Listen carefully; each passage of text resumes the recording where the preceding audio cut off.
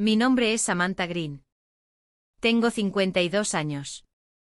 Nunca he sido la mujer más ruidosa en una habitación, ni he necesitado serlo. Construí mi empresa de construcción de la nada, sin herencias ni redes de seguridad, solo días largos, noches sin dormir y una inquebrantable negativa a fallar. Conduzco una camioneta de hace 5 años porque funciona perfectamente. Soy dueña de una casa con vistas porque me la gané, no porque quisiera impresionar a nadie. La gente me describe una y otra vez de la misma manera, constante, confiable, segura, no emocionante, no inolvidable, y yo estaba bien con eso. Daniel Brooks y yo llevábamos 3 años juntos. Él tenía 47, 2 veces divorciado, trabajaba en ventas farmacéuticas. Nos conocimos en un evento de negocios. Se acercó porque yo no competía por la atención. Dijo que le gustaba eso de mí, que se sentía tranquilo de pie junto a alguien que no actuaba. Así fue como empezó. La relación era buena, no perfecta, ninguna lo es. No vivíamos juntos, manteníamos nuestros propios lugares. Él se quedaba en mi casa 3, a veces 4 noches a la semana. Viajábamos, hablábamos de casarnos eventualmente, una vez que su hijo menor terminara la universidad el próximo año. No soy ingenua. A mi edad, uno sabe que la gente a menudo te muestra la versión que más les beneficia. Aún así creía que teníamos respeto mutuo, si no otra cosa. Esa ilusión terminó una noche de martes. Daniel estaba abajo en una videollamada con su grupo de vinos, 5 amigos divorciados que se conocían desde la universidad. Hacían estas llamadas 2 veces al mes, vino, risas, chismes. Yo no espiaba, nunca lo había hecho. Pero esa noche necesitaba mi iPad. Había dejado un plano en el antes. Mientras entraba al pasillo, escuché mi nombre. ¿Así que tú y Samantha siguen hablando de mudarse a la costa?, preguntó uno de ellos. Daniel se rió. Esa risa específica, más suelta, más aguda, como la confianza alimentada por el alcohol. Dios, ¿te imaginas pasar mis años dorados en algún pueblo costero tranquilo con ella? Alguien más intervino. ¿Qué le pasa a Samantha? Pensé que era sólida. ¿Sólida?, dijo Daniel. Sí. ¿Emocionante? No. Luego vino la frase que lo cambió todo: no es fea, solo es olvidable. Si la dejara, probablemente me escribiría una carta reflexiva en lugar de enojarse. Rieron a carcajadas. No era una risa amable, sino del tipo que hiere. Al menos tiene dinero, dijo alguien. Por eso sigo aquí, respondió Daniel con facilidad. Eso y que es genial arreglando cosas. Pero vamos, ¿recuerdan Cabo? Esos tipos en el bar del resort. Eso es emoción. Más risas. Entonces, ¿cuál es tu plan de salida?, preguntó alguien. Sin prisa, dijo Daniel. El mercado está a la baja. Su cartera sufrió un golpe el trimestre pasado. Esperaré hasta que se recupere y luego tal vez invente algo de drama. Ella propondrá mantenerme o hará su triste y digna salida. De cualquier manera, yo gano. Me quedé allí congelada. 3 años, vacaciones, conocer a sus hijos, planear un futuro, y yo era una estrategia de inversión. No grité, no lo confronté porque lo que sentía no era ira. Era claridad. En silencio volví a mi oficina y cerré la puerta. Me senté en mi escritorio y miré el plano en mi monitor como si estuviera escrito en un idioma que de repente no entendía. Mis manos estaban firmes, esa fue la parte más extraña. Antes me había enojado con una ira real, del tipo que te estrecha la visión y te quema el pecho. Cuando mi primer negocio casi colapsa. Cuando un cliente intentó estafar a mi equipo por 600.000 cifras. Cuando mi hermano murió demasiado joven y tuve que estar de pie junto a la tumba, fingiendo que aún podía respirar. Pero esto no era eso. Esto era como si una puerta se hubiera abierto en mi cabeza y un viento frío hubiera entrado. No era dolor, no era rabia, solo la inconfundible certeza de que había estado viviendo dentro de una historia que Daniel había estado narrando a mis espaldas. Abajo todavía podía escuchar sus risas como una banda sonora. Clic de vasos, alguien chillando, alguien diciendo mi nombre como si fuera un chiste. Cogí el iPad. Daniel lo había usado antes para ver una película porque le gustaba la pantalla más grande. Siempre lo decía como si fuera un cumplido: tus cosas son mejores que las mías, Sam. Lo decía como un hombre que admira una despensa bien surtida. El iPad todavía estaba conectado a mi ID de Apple, pero Daniel, descuidado y cómodo, también había iniciado sesión en su propia vida. Correo electrónico, aplicaciones, redes sociales, incluso su banca. No estoy orgullosa de lo que hice después, pero tampoco me avergüenzo. 3 años es mucho tiempo para darle a alguien acceso a tu vida. Cuando alguien te muestra tu verdadero lugar en su mundo, no le debes la cortesía de mirar para otro lado. Así que miré.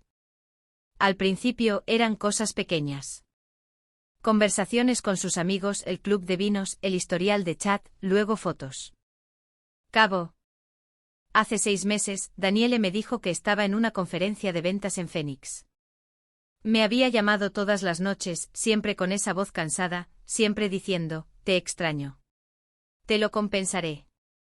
Ahora vi los cargos: un resort frente al mar, servicio a la habitación para 2, un masaje para parejas. Y había fotos que nunca me había mostrado: Daniel con una camisa de lino, sonriendo demasiado, su brazo alrededor de una mujer en un traje de baño rojo, su cara girada hacia su cuello como si perteneciera allí. Había otras. Un fin de semana con los chicos que se convirtió en recibos de un hotel boutique, una cena de trabajo con facturas de restaurante coincidentes, 2 entradas, 2 postres, 2 bebidas. Y luego encontré los mensajes. Ni siquiera ocultos, solo almacenados. Sus amigos bromeando con él bromeando de vuelta: ¿cómo está la reina de la construcción? ¿Todavía construyendo tu imperio mientras construyes tu salida? Y luego las palabras de Daniel, escritas sin dudar: es un lugar seguro para aterrizar, eso es todo. Una vez que su próximo contrato llegue y sus cuentas se recuperen, me iré. No te preocupes, no peleará. Es del tipo digno. El tipo digno. La frase se quedó en mi pecho como una piedra. Seguí navegando. Mi garganta no se apretó. Mis ojos no se nublaron. No sentí el colapso dramático que se ve en las películas. Sentí algo peor. Sentí que me había equivocado sobre mí misma.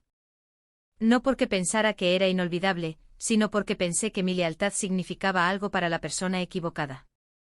Entonces vi la hoja de cálculo. Una hoja de cálculo literal con pestañas como un plan de negocios. Una columna etiquetada como valor neto estimado de Samantha, otra como ganancias proyectadas, una fila etiquetada como mejor momento para dejar la recuperación del mercado. Y en la sección de notas: si ella propone, espera hasta después de la protección de activos. Mis manos finalmente se movieron, lentas, metódicas. Tomé capturas de pantalla, no porque necesitara venganza, sino porque necesitaba la verdad preservada en caso de que Daniel alguna vez intentara reescribir la historia. Abajo, la llamada terminó. Escuché el débil sonido de él enjuagando su copa de vino, tarareando como si no me acabara de destrozar con risas. 1 minuto después, apareció en el umbral de mi oficina. Hola, dijo casualmente apoyándose en el marco. ¿Todavía estás trabajando?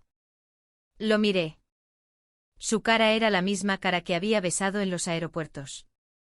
La misma cara que había lucido suave con la luz de mi cocina. La misma cara que me había dicho: tú eres mi paz, Sam. Me di cuenta de algo aterrador. Ahora podía verlo claramente y no sentía nada cálido en absoluto. Solo estoy terminando un presupuesto, dije con voz tranquila. Se acercó, me besó la parte superior de la cabeza como si fuera un hábito, como si no le costara nada. ¿Estás bien?, preguntó. Asentí. Sí, bien, sonrió. Bien. Voy a servirme otra copa. Claro, dije. Se dio la vuelta para irse, y observé su espalda como si nunca la hubiera visto antes. Cuando se fue, me levanté. No rápido, no dramático. Bajé. Daniel estaba en el sofá, hojeando Netflix como si nada en el mundo hubiera cambiado. ¿Buena llamada?, pregunté. Ni siquiera levantó la vista. Lo de siempre. El tipo está siendo dramático. Nada interesante. Asentí como si le creyera. Luego dije, necesito revisar algo en el garaje. Está bien. ¿Y podrías traerme mis gafas de lectura de arriba? ¿Las que están en la mesita de noche? Me miró, sus ojos se entrecerraron brevemente como si intentara medir mi tono. Luego sonrió. Claro, cariño. Subió y en cuanto sus pasos se desvanecieron me moví. Daniel había traído una maleta para su estadía de 3 noches. Estaba junto a las escaleras como siempre, como un símbolo de su presencia a medias en mi casa. La levanté y la coloqué junto a la puerta principal. Luego fui a la cocina. Mis manos encontraron un trozo de papel del cajón, un bolígrafo del mostrador. No pensé, no redacté, no expliqué demasiado, porque el tipo de persona que era Daniel no merecía un discurso. Escribí una frase: tú también eres fácil de olvidar. La puse en el mostrador junto a su copa de vino, como un pequeño y silencioso espejo. Luego entré al garaje, cerré la puerta y me quedé allí en la oscuridad por un momento, escuchando mi propia respiración. Arriba, un cajón se abrió, se cerró. Los pasos regresaron. Y entonces lo escuché. Samantha, llamó Daniel, su voz ligera al principio. Una pausa. Luego de nuevo más aguda, Samantha. No respondí.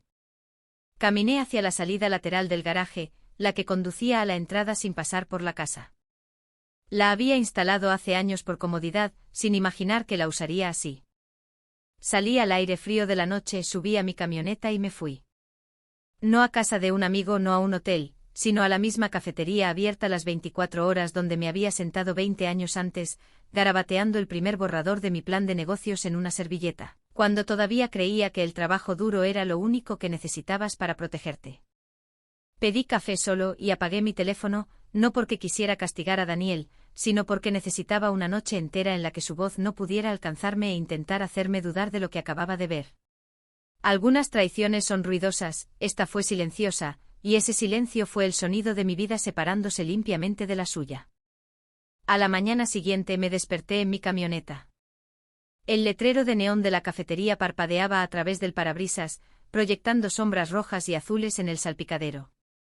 Tenía el cuello rígido, la espalda dolorida, pero mi mente estaba clara como no lo había estado en meses. No me apresuré. Me cepillé los dientes en el baño de la cafetería, me salpiqué agua en la cara y pedí huevos como si fuera un miércoles cualquiera. La camarera me reconoció, siempre lo hacía. La misma cabina, el mismo café. ¿Noche difícil?, preguntó suavemente. Productiva, dije. Se sintió verdadero. Cuando finalmente volví a encender mi teléfono, vibró tan fuerte que me sobresaltó. Llamadas perdidas apiladas como evidencia, 62 llamadas, 38 mensajes de voz, 53 mensajes de texto. No los abrí de inmediato. Primero fui a mi oficina. El edificio estaba en silencio cuando llegué. Las luces de la mañana se derramaban sobre el suelo de hormigón. Las motas de polvo flotaban en el aire como si esperaran a ver qué haría a continuación. Hice 3 llamadas telefónicas. Primero, a un cerrajero. Necesito que cambien las cerraduras de mi casa, dije. Hoy. Segundo, a mi abogada. Necesito que revises cualquier acceso que mi novio pueda tener a mis cuentas, propiedades o activos digitales, dije. Y quiero que todo quede documentado. Ella no hizo preguntas. Me conocía lo suficiente como para escuchar la finalidad cuando aparecía. Tercero, a mi asistente. Despeja mi agenda, dije. Hoy no hay reuniones. Entonces, y solo entonces, abrí mi teléfono. Los mensajes se desplegaron exactamente como había esperado. Al principio confusión. Sam, ¿a dónde fuiste? ¿Es una broma? ¿Por qué mi bolso está junto a la puerta?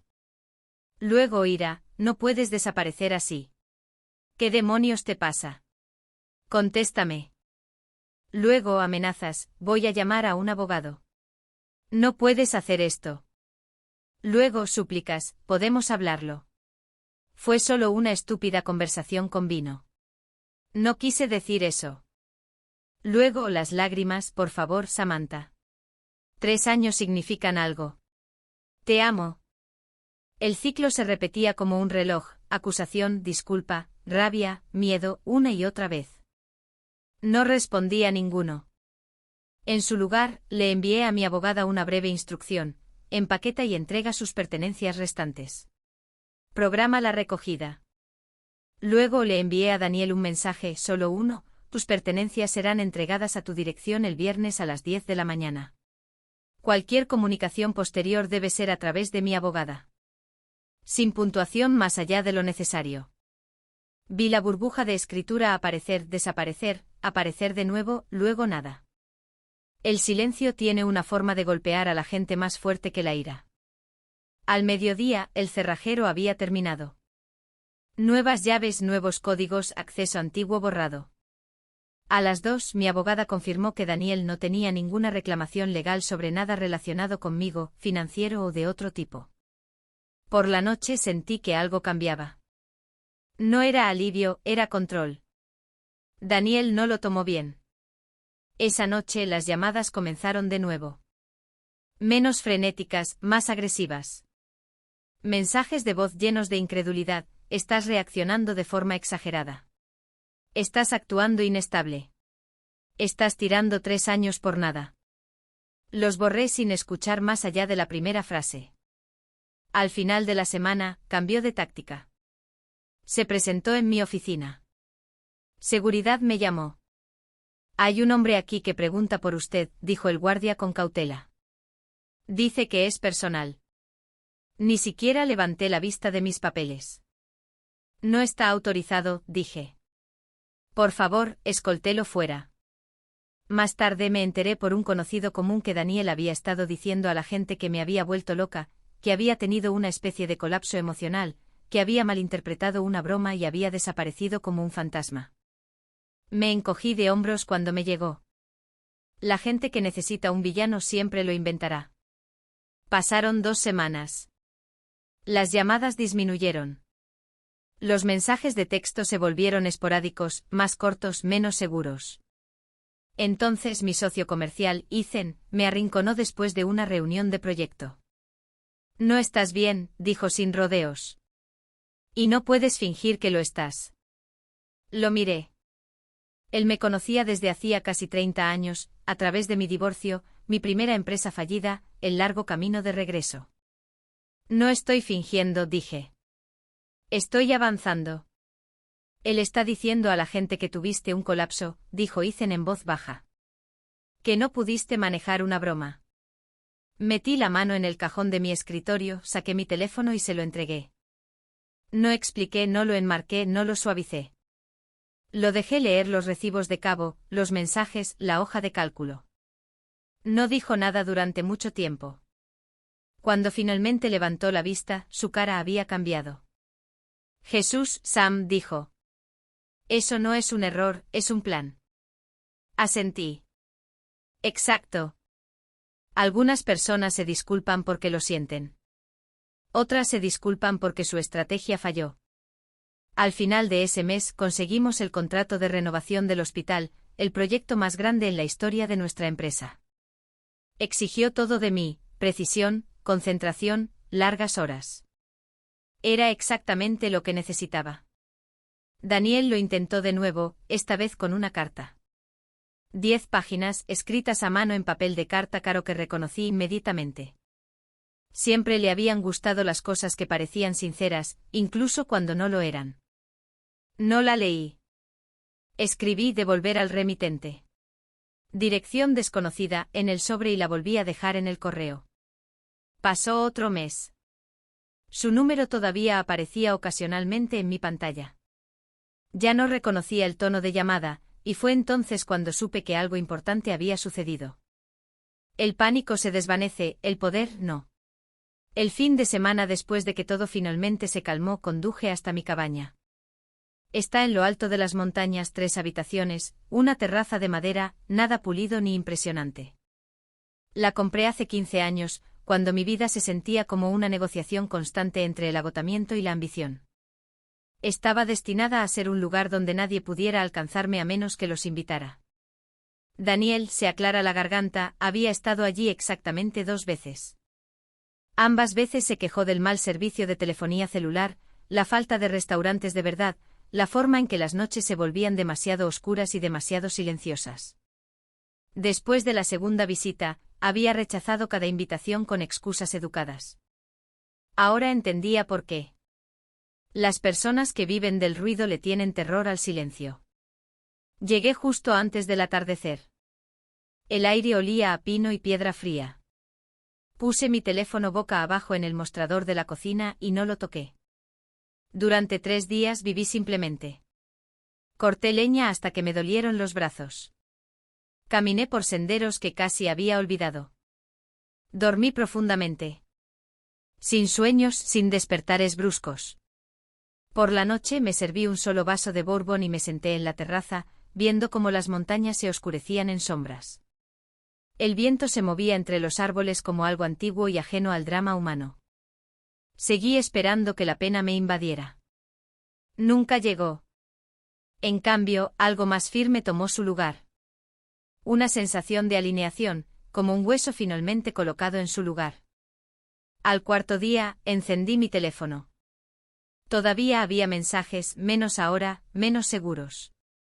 Los borré todos sin abrir ni uno solo. De vuelta en la ciudad, el trabajo tomó el control. El contrato de renovación del hospital era enorme. Infraestructura compleja, plazos imposibles, márgenes implacables.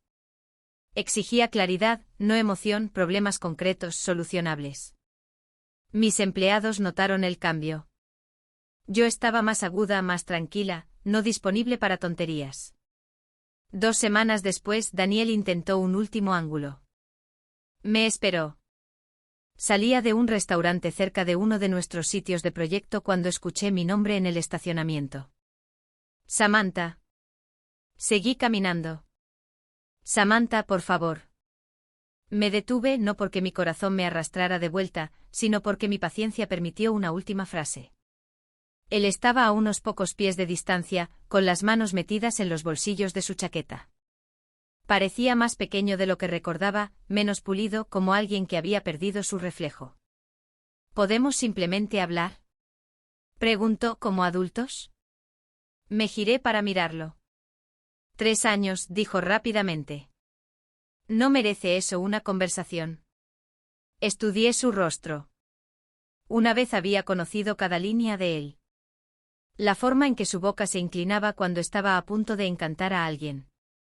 La suavidad practicada en sus ojos. Ahora era solo una cara. La persona que pensé que eras merecía una conversación, dije. La persona que realmente eres no. Fue solo una charla, insistió. Una estúpida conversación con vino. ¿Nunca dices cosas que no quieres decir? No sobre alguien que digo amar. Se acercó. Cometí un error. La gente comete errores. Un error es olvidar un aniversario, dije con calma. Calcular el valor financiero de alguien mientras planeas tu salida es una revelación de carácter. Sus ojos se llenaron de lágrimas. ¿Qué puedo hacer para arreglar esto? Cogí mis llaves. Nada. ¿Eso es todo? Su voz se quebró. Estás tirando 3 años. Abrí la puerta de mi camioneta. ¿Sabes qué es lo gracioso, Daniel?, dije. Ya no estoy enojada. Ni siquiera estoy herida. Me miró desesperado. Tenías razón en una cosa, continué. Yo era olvidable para ti. Hice una pausa. La diferencia es que me he dado cuenta de que tú también eres olvidable para mí. Subí a mi camioneta y me fui. No miré atrás. Eso fue hace 6 meses. La vida no explotó en algo cinematográfico después. No hubo un montaje dramático, ni una transformación repentina en alguien nuevo. Simplemente se expandió en silencio. Expandí el negocio en la ciudad costera de la que Daniel una vez se burló, la que había dicho que lo sofocaría de aburrimiento. La renovación del hospital abrió puertas allí y compré una pequeña propiedad con vistas al agua como inversión al principio. Luego me di cuenta de que me gustaba más despertarme con el sonido de las olas que con el tráfico. Así que compré una casa, no extravagante, líneas limpias, grandes ventanas, un lugar que se sentía como un respiro. Una vez a la semana ceno con un arquitecto jubilado llamado Michael. Está diseñando mi próximo proyecto. Es reflexivo, observador y refrescantemente desinteresado en impresionar a nadie. Hablamos de edificios, no de salidas. Estamos tomándonos las cosas con calma. Eso me importa ahora. Daniel todavía llama ocasionalmente. Su número aparece en mi pantalla. Familiar pero irrelevante. Ya no podría decirte cómo suena su tono de llamada. En algún momento dejé de asociar el sonido con él por completo. No me siento victoriosa, me siento precisa. Algunas personas piensan que envejecer significa conformarse, aceptar menos porque el tiempo es limitado. He aprendido que lo contrario es cierto. Significa exigir más, más honestidad, más respeto, más verdad. No necesito ser inolvidable para todos, solo para la persona adecuada. Y necesito que ellos sean inolvidables para mí por las razones correctas. Esa nota que dejé en el mostrador, tú también eres fácil de olvidar, no fue una respuesta ingeniosa. Fue una promesa de nunca más confundir la conveniencia con el amor. De nunca confundir la estabilidad con la seguridad. De nunca entregar mi valor a alguien que lo trata como una hoja de cálculo. Las promesas son algo que no olvido. Y esa es la diferencia.